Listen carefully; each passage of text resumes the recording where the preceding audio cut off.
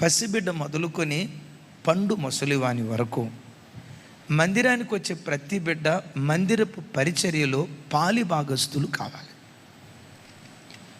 మరి ప్రత్యేకంగా ఈ దినాల్లో మరెక్కువ పాలి భాగస్తులు కావాలి. ఎందుకో తెలుసా? క్రైస్తవ్యానికి విరోధంగా, దేవుని సింహాసనానికి వ్యతిరేకంగా రాజులు లేస్తున్నారు, రాజ్యాలు లేస్తున్నాయి, అధిపతులు లేస్తున్నారు.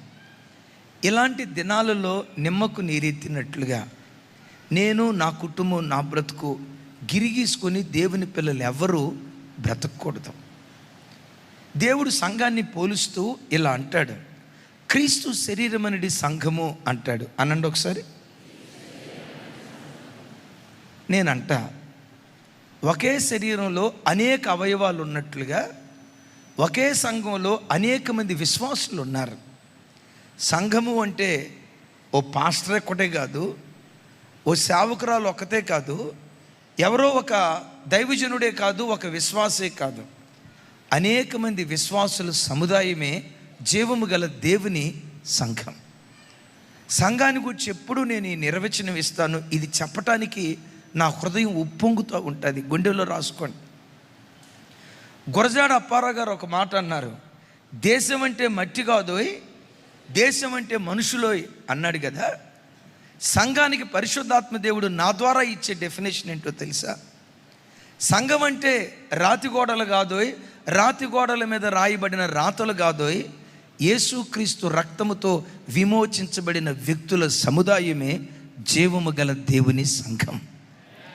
సంఘం అంటే రాతి గోడలు కాదు, రాతి గోడల మీద రాయబడిన రాతలు కాదు, సౌండ్ సిస్టమ్ కాదు, మైక్ కాదు, యాంప్లిఫైర్ కాదు, కంజర కాదు, డోలక్ కాదు.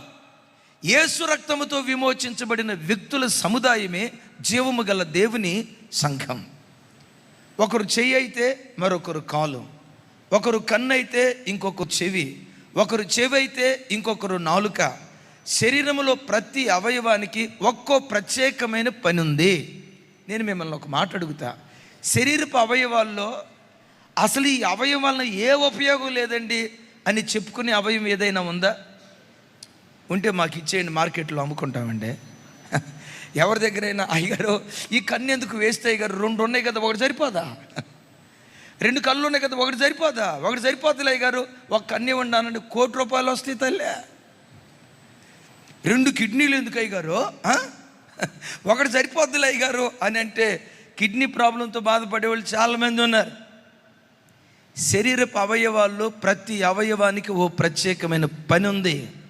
కన్ను చూస్తుంది, చెవి వింటుంది, నోరు మాట్లాడుతుంది, చేతులు పనిచేస్తాయి, కాళ్ళు నడుస్తాయి. శరీరంలో ఉన్న ప్రతి అవయవానికి పని ఉన్నట్లుగానే సంఘములో ఉన్న ప్రతి విశ్వాసి సంఘములో ఏదో ఒక పని కలిగి బ్రతకాలి. ఆమేన్ చెప్తాం గట్టిగా. మిమ్మల్ని అడుగుతా, సంఘంలో మీ పని ఏంటి? అలా వచ్చి ఇలా వెళ్తున్నారా? ఆయారాం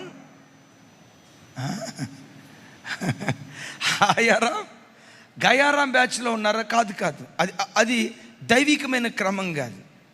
సంఘానికి పరిచయస్తులు కాదు కావాల్సింది, పరిచారకులు కావాలి. అగైన్, సంఘానికి పరిచయస్తులు కాదు, పరిచయస్తులు ఏంటో తెలుసా? వచ్చేటప్పుడు హాయ్, వెళ్ళేటప్పుడు బాయ్, దట్స్ ఇట్. పరిచారకుడు అలా కాదు. పరిచారకుడు ఏం చేస్తాడో తెలుసా? అందరికంటే ముందు వస్తాడు, అందరికంటే చివరి వెళ్తాడు. కొంతమంది వస్తారు మందిరానికి, పాస్టర్ గారు ప్రార్థన చేసి ఆమేననే లోపు చర్చిలో సగం మంది మాయమైపోతారు. నాకు డౌట్ వస్తుంది, ప్రభు రాకడ ఏమన్నా జరిగిందా యారా? సంఘం ఎత్తబడిందా ఏంటి? అయ్యో మేము విడవబడ్డావా ఏంటి? మా మీద మాకు డౌట్ వస్తుంది.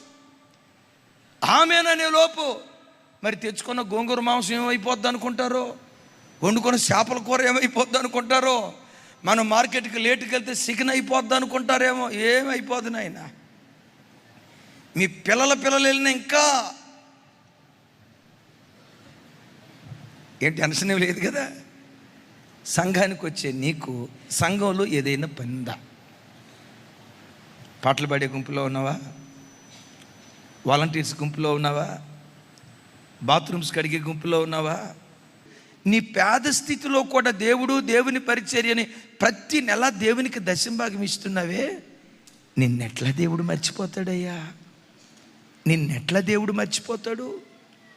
ఇంట్లో తినటానికి తిండి లేకపోయినా ఆదివారం మందిరానికి వెళ్తున్నాం, ఒట్టి చేతులతో ఎట్లా వెళ్తా? అక్కడ 5 పైసలు, ఇక్కడ 10 పైసలు ఏరుకొని ఓ 10 రూపాయలు దేవుని మందిరంలో కానుక. నీ పేద స్థితిలో దేవునికి 10 రూపాయలు కానుకేసావే, గిన్నెడు మంచినీళ్ళు ఇస్తేనే మర్చిపోను దేవుడు. నీ పేద స్థితిలో, నీ కష్ట స్థితిలో నీ దేవునికి నువ్వు ఇంత చేసావే, నిన్నెలా దేవుడు మర్చిపోతాడు? ఒకరోజు వస్తుంది, తగిన కాలమందు దేవుడు ప్రతిఫలం ఇవ్వటం ప్రారంభిస్తాడు. ఈ దేవుడు ఎవ్వరి రుణాన్ని ఉంచుకోడు అనండి పెద్దగా. కొంచెం ఓపిక తెచ్చుకొని చెప్పండి అమ్మా. థ్యాంక్ యూ రా తల్లి. ఒకసారి పెద్దగా రా తల్లి. నీ దేవుడు ఎవ్వరి రుణాన్ని ఉంచుకోడు. వాని పనికి తగిన జీతం దేవుడు అనుగ్రహిస్తాడు. 25 సంవత్సరాలు నువ్వు కష్టపడి పెంచుతావే పిల్లల్ని, వాడికి ఎప్పుడైనా పురుగు తిరిగితే ఏమంటాడు తెలుసా? ఏం చేసావు మమ్మీ? నాకు ఏం చేసావు? ఏంటి చదివిచ్చావా? కన్నందుకు చదివించకపోతే ఏం చేస్తావు? సంతలో అమ్ముతావేంటి? ఏం చేసావు మమ్మీ? 25 సంవత్సరాల నీ కష్టాన్ని, కడుపున పుట్టిన బిడ్డలు ఒక్క మాటతో కొట్టేస్తాను. నా దేవుడు నీ కొడుకు లాంటోడు కాదు, నీ కూతురు లాంటోడు కాదు. నా భర్త ఏదో చేసి పెట్టాలి అని చెప్పి రకరకాల రుచికరమైన వంటకాలు చేసి పెట్టింది అక్క. ఆయనకి బిర్యానీ ఇష్టం అని చెప్పి ఈ బిర్యానీ ఏంటది, అదే స్పైసీగా వండాలని చెప్పి ఇంతకు మునుపు ఏదైనా వంటకం చేయాల్సి వస్తే పెద్దోళ్ళకి ఫోన్ చేసేవాళ్ళు, అమ్మకి ఫోన్ చేసేవాళ్ళు, లేకపోతే అమ్మమ్మకి నాయనమ్మకి ఫోన్ చేసేవాళ్ళు. ఇప్పుడు అమ్మమ్మకి నాయనమ్మకి లేదు, డైరెక్ట్గా గూగుల్ తల్లి కూతురు ఉంది, యూట్యూబ్లో కొట్టి హైదరాబాదీ దమ్ బిర్యానీ ఎలా చేయాలి, ఆంధ్ర పలావ్ ఎలా చేయాలి, మొత్తానికి గూగుల్ తల్లిని అడిగితే ఆ యూట్యూబ్ ఒక బిర్యానీ చెప్పిందా? నీకు ఆంధ్ర బిర్యానీ కావాలా, ఆంధ్ర పలావ్ కావాలా, హైదరాబాదీ దమ్ బిర్యానీ కావాలా, గమ్ బిర్యానీ కావాలా? మొత్తానికి 2 సెలెక్ట్ చేసి మా సార్ వచ్చేలోపు ముక్క నోట్లో పెట్టుకోవటం ఆలస్యం, అప్పా అదిరిపోయింది అనాలని చెప్పి ఆ ఆడబిడ్డ 5 గంటలు కష్టపడి అక్కడి నుంచి ఇన్ఫర్మేషన్ తీసి, ఎక్కడి నుంచి ఇన్ఫర్మేషన్ చేసి అద్భుతమైన చికెన్ బిర్యానీ చేసింది. కాకపోతే చిన్న పొరపాటు ఏంటంటే ఉప్పు వేయాల్సింది ఉప్పు పోసింది అంతే. ఏమంత పెద్ద ఎక్కువ పొరపాటు ఏంటో, ఉప్పు వేయాల్సింది ఉప్పు పోసిన సంగతి పాపం బిడ్డకు తెలియలా. మావుడు ఆవురు మంట వచ్చాడు, మంచి ఆకలితో ఉన్నాడు. మామూలు సమయంలోనైతే ఇంత ముద్ద పెట్టుకునేవాడు, ఈసారి అయితే లడ్డు ఈ సైజు మొత్తం మొలదిప్పి ఒక్కసారి నోట్లో పెట్టుకున్నాడు. సిరిసేదు. ఉప్పు కసిమైన తర్వాత అప్పుడు చూస్తాడు సార్ భార్య వైపు, అది సూపులతో చంపుతారంటారు చూసారా? చూసి ఏమంటాడు తెలుసా? అసలు నిన్ననేమి సుఖమే,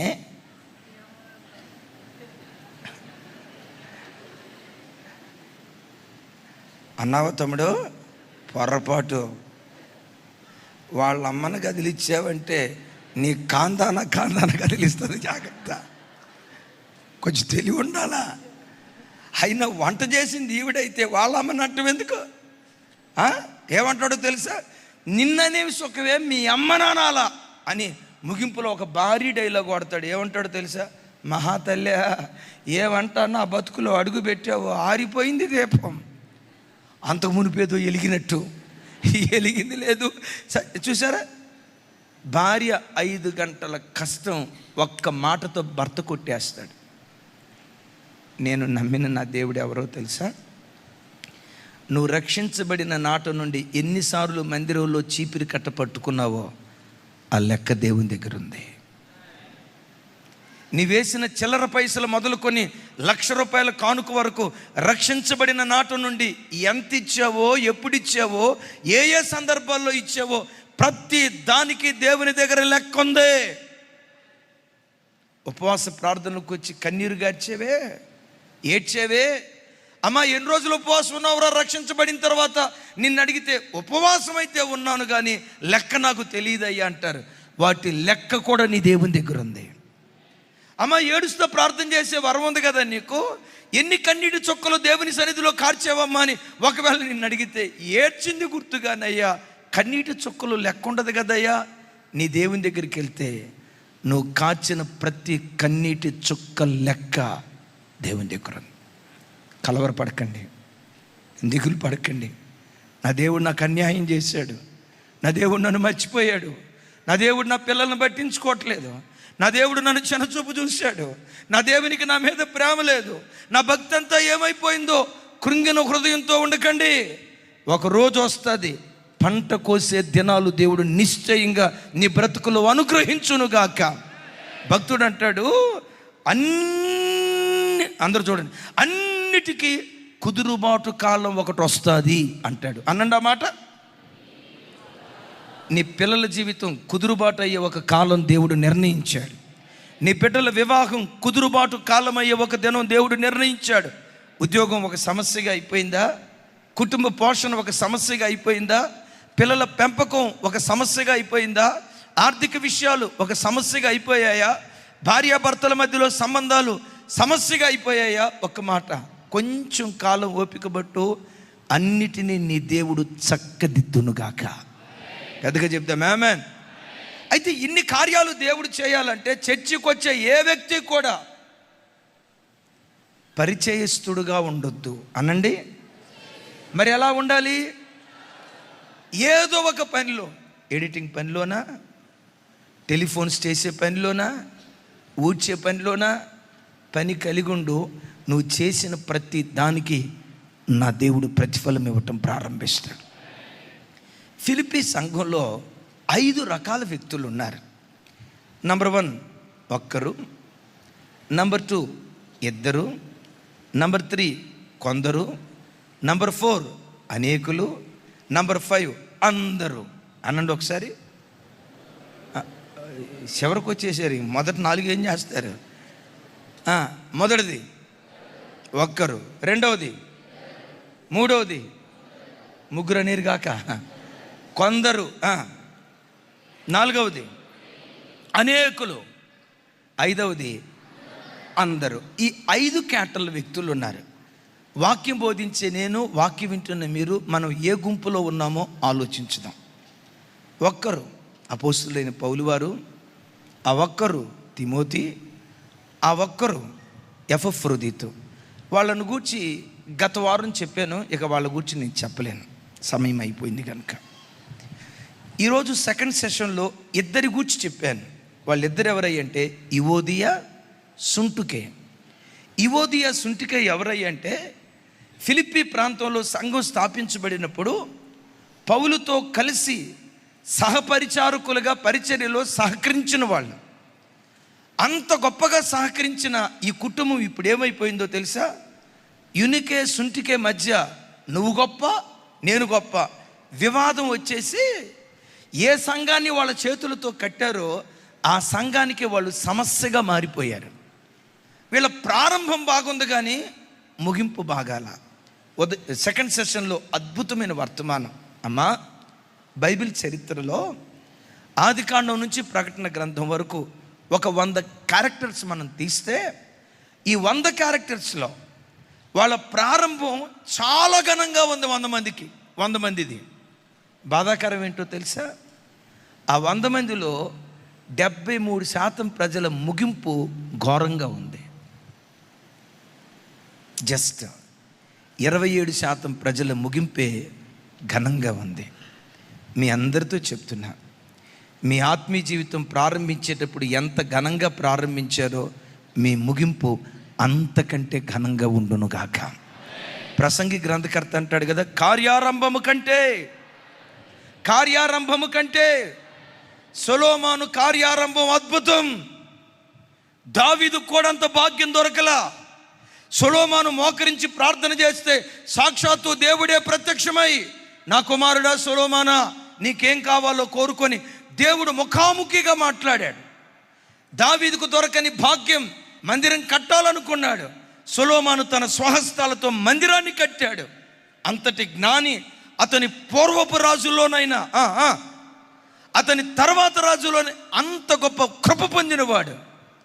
కానీ ముగింపుకు వచ్చేసరికి ఎంత ఘోరమో తెలుసా? ఏ చేతులతో దేవుని మందిరాన్ని కట్టాడో అదే చేతులతో నిర్దేవుళ్ళను ఆరాధించే దయ్యపు ఆలయాలు కట్టించినట్లుగా లేఖనాల్లో చూస్తున్నా. భ్రష్టుడైపోయాడు. కార్య ఆరంభం గొప్పగానే ఉంది, ముగింపుకు వచ్చేసరికి ఘోరంగా ఉంది. అపోస్తుడైన పౌలు వారు ఉన్నాడు, ఆయన ఆరంభం గొప్పగా ఉంది, ముగింపు అంతకంటే గొప్పగా ఉంది.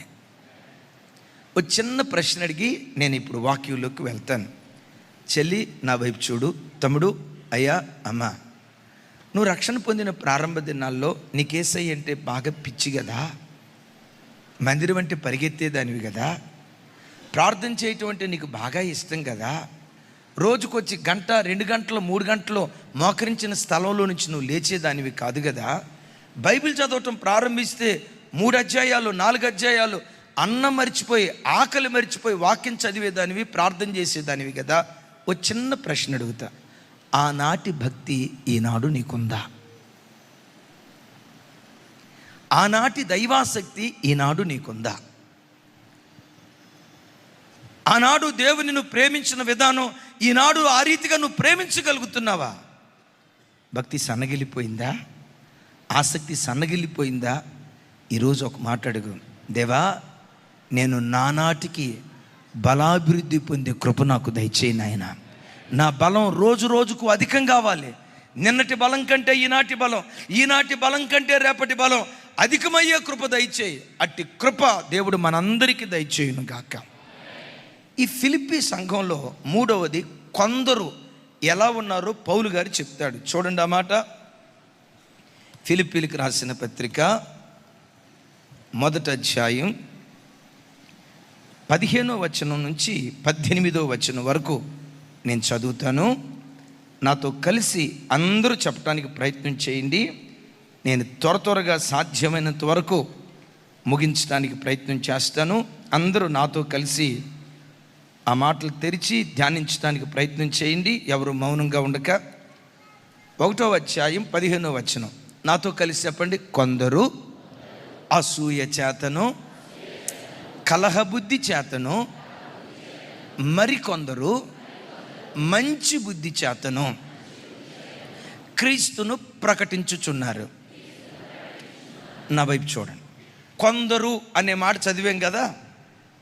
ఆ కొందరులో 3 రకాలైన బుద్ధులు కలిగిన వాళ్ళు ఉన్నారట.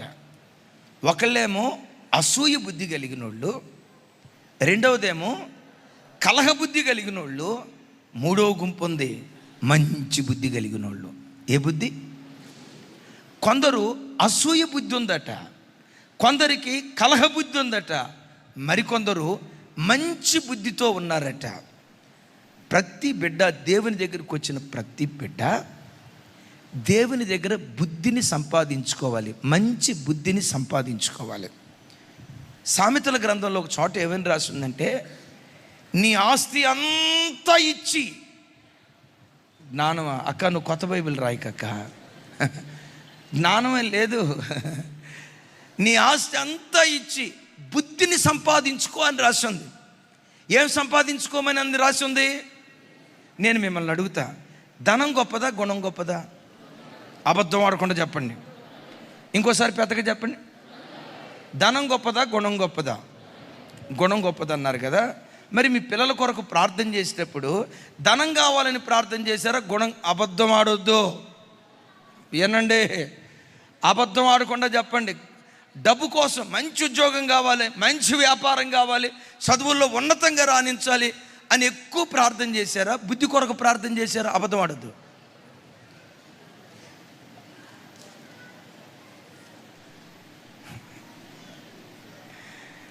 అబద్ధం ఆడకుండా చెప్పండి. అమ్మ, రెండిట్లో ఎక్కువ శాతం దేని కొరకు ప్రార్థన చేశావు? ఎక్కడ దొరికిపోతారో ఎవరు చెప్పట్లా. తమ్ముడా, నువ్వు చెప్పు తమ్ముడా. డబ్బు కోసం ఎక్కువ, ధనం కొరకు ఎక్కువ ప్రార్థన చేస్తావా, గుణం కొరకు ప్రార్థన చేస్తావా? యథార్థవంతుడు సుధాకరావు ఎక్కువ శాతం ధనం కోసం ప్రార్థన చేస్తారు. చెయ్యకూడదని కాదు బిడ్డలరా, గుణంకు సమమైనది ప్రపంచంలో ఏదీ లేదు.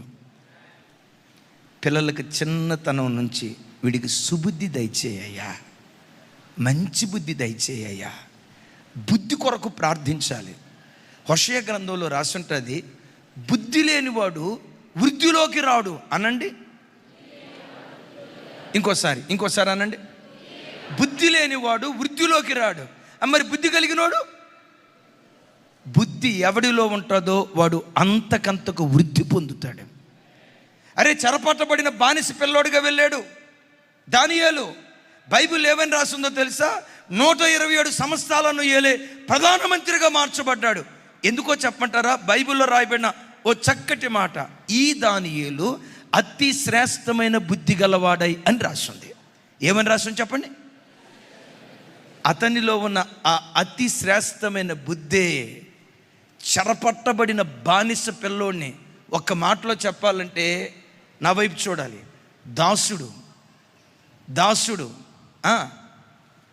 బానిస పిల్లోడు, బానిసగా అమ్మబడిన వాడు దేశానికి యజమానుడిగా మార్చబడ్డాడు. ఇక్కడే స్థలం పేరు లైవ్ వెళ్తుంది కాబట్టి నేను చెప్పలేను.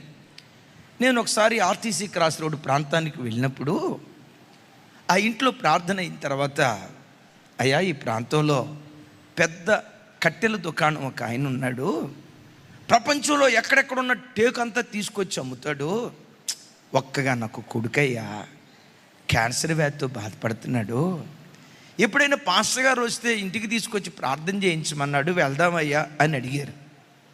సరే వెళ్దామని చెప్పి నేను వెళ్ళే పరంపరలో ఈలోపు చెప్తున్నారు ఆ ఇంటోళ్ళు, పాపం మొన్న మధ్య పెళ్ళయిందయ్యా, భార్య నిండు గర్భవతి, ప్రసవం కాకమునిపే ఆయన క్యాన్సర్ వ్యాధి అది 4th స్టేజ్లో ఉందని తెలిసిపోయింది, కట్టుకున్న భార్య కన్న తండ్రి అల్లాడిపోతున్నారయ్యా అని చెప్పారు.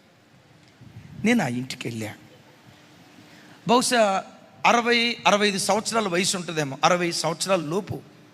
ఆ పెద్ద ఆయన 300 కోట్ల రూపాయలకు ఆస్తిపరుడట. సర్వం కోల్పోయిన వాడిగా వెరిచూపులు చూస్తున్నాడు.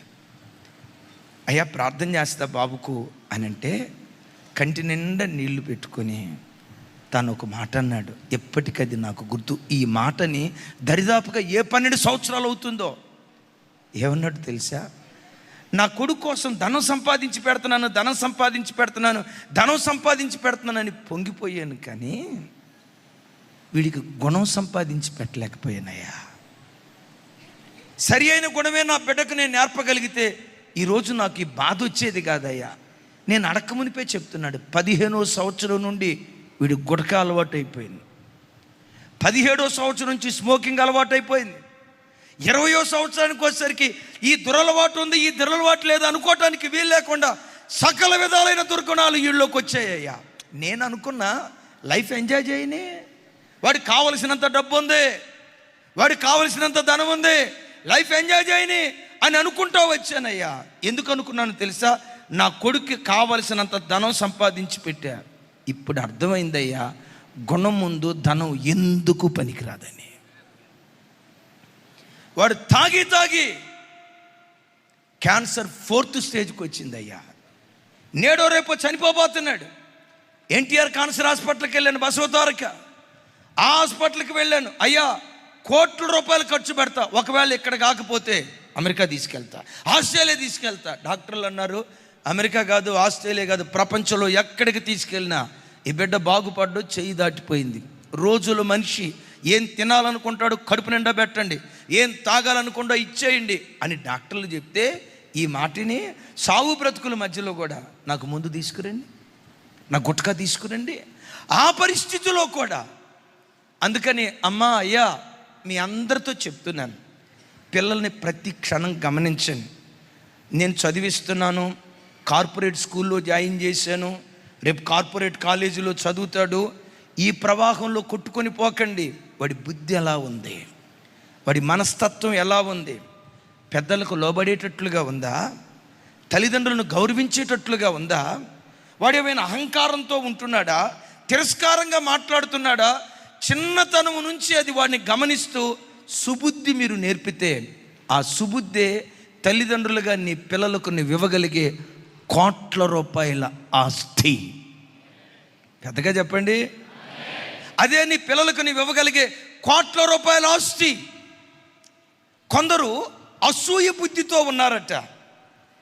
మీకు తెలుసా, దేవుని అభిషేకం పొందిన ఒక ఆయనలోకి దయ్యం దిగి వచ్చింది. దేవుని అభిషేకం పొందిన ఒక ఆయనలో దయ్యం దిగి వచ్చింది. ఎవరైనా? పౌలు కాదు తల్లా. థ్యాంక్ యూ అమ్మా, థ్యాంక్ యూ. ఎవరు? ఎందుకు దయ్యం దిగి వచ్చింది? మిమ్మల్ని ఒక మాట అడుగుతా, నా వైపు చూడండి. మిమ్మల్ని ఒక మాట అడుగుతా. సౌలు మీదకి దయ్యం దిగి రావటానికి సౌలు ఏమైనా సినిమా హాల్కి వెళ్ళాడా? సౌలు ఏమన్నా బ్రాందీ షాప్కి వెళ్ళాడా? కోడి పందాలు ఆడాడా? చెప్పండి సార్. పేకాట ఏమన్నా ఆడాడా?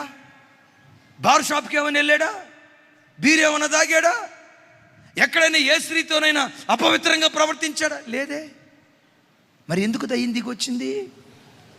అసూయ అనే ఒక చెడ్డ బుద్ధి. అలా జయించి వెళ్తా ఉంటే దావీదు ప్రాణానికి తెగించి ఇశ్రాయేలుని గెలిపించాడు అన్న వార్త విని స్త్రీలు ఏమని పాట పాడారో తెలుసా? దావీదుకు 10,000 కొలది, సౌలుకు 1000 కొలది స్తుతులు అని పాట పాడారట. నేను అప్పుడప్పుడు చెప్తా కదా, నిజంగా అక్కోళ్ళు చాలా మంచోళ్ళమ్మా. సౌలు ఏమి చేయకపోయినా రాజు కాబట్టి కాస్తంత గౌరవంగా 1000 అన్నారు. ఆ పాటలు పాడే గుంపులో కనుక నేను కనుకుంటే, ఏం తమ్ముడు ఏం చేశాడని చెప్పాలి? 40 రోజులు ఆ గొలియాతుగాడు వచ్చి కనపడుతూ ఉంటే మా సౌలు సారు టెంట్లోనే ఉండి పిస్తా తిన్నాడు, బర్గర్లు తిన్నాడు, బాద్షా తిన్నాడు, బాదం పప్పు తిన్నాడు. అదేమంటే యుద్ధం చేయాలన్నాడు కానీ యుద్ధంలోకి రాట్లా. విన్నారా? మరి మిలిటరీ వాళ్ళకి మామూలు ఫుడ్ ఉంటుందా చెప్పండి? మిలిటరీ వాళ్ళకి మామూలు అన్నీ తీసుకున్నాడు కానీ కత్తి పట్టుకొని యుద్ధానికి వెళ్ళాలా. ప్రాణానికి తెగించి సున్నతి లేని ఈ ఫిలిష్తీయుడు జీవము కలిగిన దేవునికి వ్యతిరేకంగా నిలవబట్టమా, చావనన్నా చస్తా, బ్రతకనన్నా బ్రతుకుతా, దేవుడు గెలిపిస్తే సరి, లేదా నా దేవుని కొరకు చచ్చిపోవటానికి కూడా సిద్ధమే.